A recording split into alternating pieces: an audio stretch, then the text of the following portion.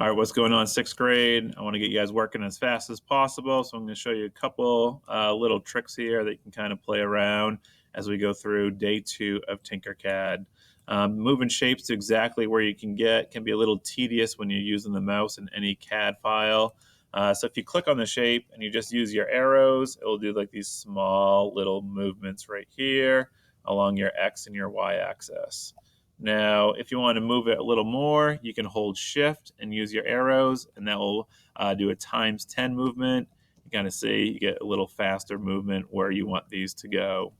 Now, if you want to move something along your Z axis, you just hold control and you can hit up and down to the height that you want it, because that can be frustrating as you're going back and forth. Now, if you hold control shift and up and down, that's another time 10 movement here. And you can kind of get this where you want to go. So this is your Z axis. Arrows are going to be on your X and Y axis there. The next thing that I love, say we have a couple shapes here, and you're working on a couple different shapes. They're all kind of around here. Now, if you click on a shape and you hit F, it will focus on that shape. So this is your best friend. I click on here, I'll click on here, hit F. F will allow you to focus on those shapes as you are working. I'm going to hit the home button and zoom out a little bit here. All right, so again, F is your friend. Now, if you want to group some shapes here, remember Control G is how we group our shapes. And all of a sudden, these shapes are grouped together. Now, if we want to ungroup shapes, you want to highlight them, hit Control Shift G, and then that should, oh, it did not ungroup them. I'm going to highlight them. All right. And then they're ungrouped. Again, you can use these buttons here, but I want you to get good at using our characters. So here's Control G. This groups them. And then if I highlight it again, I need to make adjustments.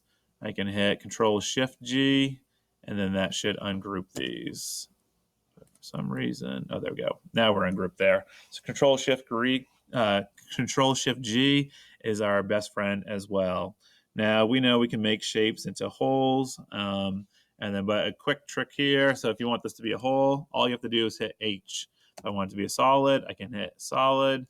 If I want it to be transparent, like a window, I can make this shape transparent. So I'm going to make this one a solid. Solid is S, H is hole, transparent is T.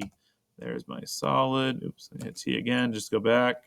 All right, so another nice little trick there. If you ever want to lock something there, so if I just hit L, this will lock this shape right there. Oops, sorry, Control L. So I click on Control L, I can't move that shape. See, I have this freedom here. Now, no matter what I do, this one will be locked in place. So Control L, that will unlock it right there. So locking your shape is very important as we kind of go through here. I know I'm throwing a lot at you, but this will kind of help you in the end. Again, for shapes, you can hit Control D to duplicate shapes, and you just drag that duplicate shape out of there. If I want to delete it, just hit backspace and delete. You can also hit Control C, and then we can go Control V, and then that will paste the shapes as well. So whatever you prefer.